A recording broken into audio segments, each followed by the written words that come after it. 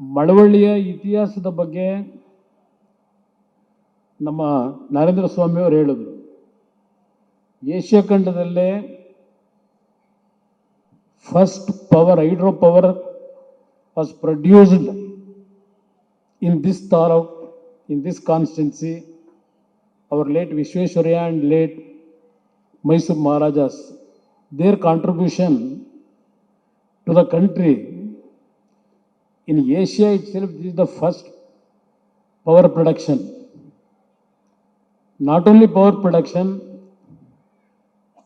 ಈ ಮಳವಳ್ಳಿಯಲ್ಲಿ ಹಲವಾರು ರೀತಿಯ ಪ್ರಾಕೃತಿಕ ಸಂಪತ್ತನ್ನು ನಾವೇನು ಹೊಂದಿದ್ದೇವೆ. ಕಾವೇರಿಯ ಮಡಿಲಲ್ಲಿ ತಾವೆಲ್ಲರೂ ಇದ್ದೀರಿ. ಇವತ್ತಿನ ಈ ಒಂದು ಕಾರ್ಯಕ್ರಮದ ಮುಖಾಂತರ ಪರಮಪೂಜ್ಯರು 1066ರ ಜಯಂತ್ಯೋತ್ಸವ ಕಾರ್ಯಕ್ರಮವನ್ನು ಮಳವಳ್ಳಿಯಲ್ಲಿ ಕಳೆದ ಬಾರಿ ನಾನು ಸುತ್ತೂರು ಮಠದ ಜಾತ್ರಾ ಮಹೋತ್ಸವಕ್ಕೆ ಹೋದಾಗ ಮನವಿ ಮಾಡಿದ್ದೆ. ಅದೇ ರೀತಿಯಲ್ಲಿ ಸ್ವಾಮೀಜಿಯವರೇನು ಒಪ್ಪಿಗೆ ಕೊಟ್ಟಿದ್ದಾರೆ ಈ ಕಾರ್ಯಕ್ರಮವನ್ನು ಇಲ್ಲಿ ಹಮ್ಮಿಕೊಳ್ಳಲಿಕ್ಕೆ. ಹಲವಾರು ಪಕ್ಷಗಳು, ಹಲವಾರು ಮುಖಂಡರುಗಳು ಈ ಕಾರ್ಯಕ್ರಮದಲ್ಲಿ ಅವರವರದೇ ಆದಂಥ ರೀತಿಯಲ್ಲಿ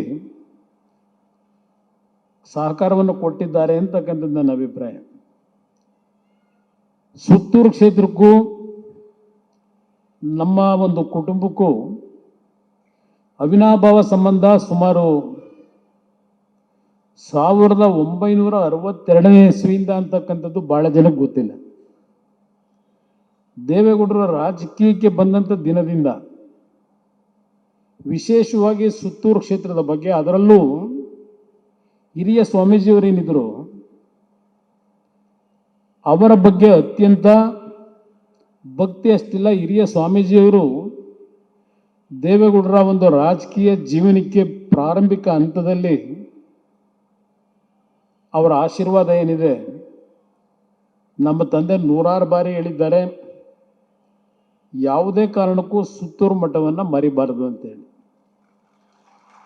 ನಾನು ಇದನ್ನ ಹೃದಯದಿಂದ ಹೇಳ್ತಾ ಇದ್ದೇನೆ. ಇವತ್ತು ಗೌರವಾನ್ವಿತ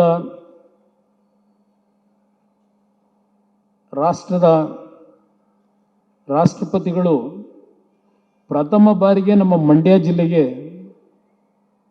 ಬಂದಿರತಕ್ಕಂಥದ್ದು ಬಹುಶಃ ನಮ್ಮ ಮಂಡ್ಯ ಜಿಲ್ಲೆಯ ಒಂದು ಹೊಸ ದಿಕ್ಸೂಚಿಯನ್ನು ತೇರಲಿಕ್ಕೆ ಅವರ ಪ್ರೆಸೆನ್ಸು ಇವತ್ತು ನಮಗೆ ಮುಂದಿನ ದಿನಗಳಲ್ಲಿ ದಾರಿದೀಪ ಆಗುತ್ತೆ ಅಂತಕ್ಕಂಥದ್ದು ನನ್ನ ಅಭಿಪ್ರಾಯ. ಈ ವೇದಿಕೆ ಮುಖಾಂತರ ನಾನು ಹೆಚ್ಚಿನ ಸಮಯವನ್ನು ತೆಗೆದುಕೊಳ್ಳಿಕ್ಕೆ ಹೋಗೋದಿಲ್ಲ.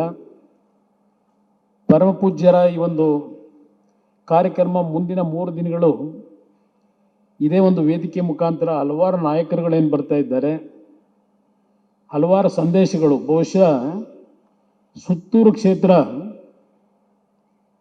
Not only in Mysuru district, entire country, the poor family students, this religious mart contributed in a big way, not only in India, several countries of abroad, even in America, Swamiji's contribution is there. Not only America, Mauritius, Dubai, everywhere, Swamiji has given top priority to the poor family to get good education, good health. That is his contribution to the society. We cannot forget Swamiji's contribution to the society.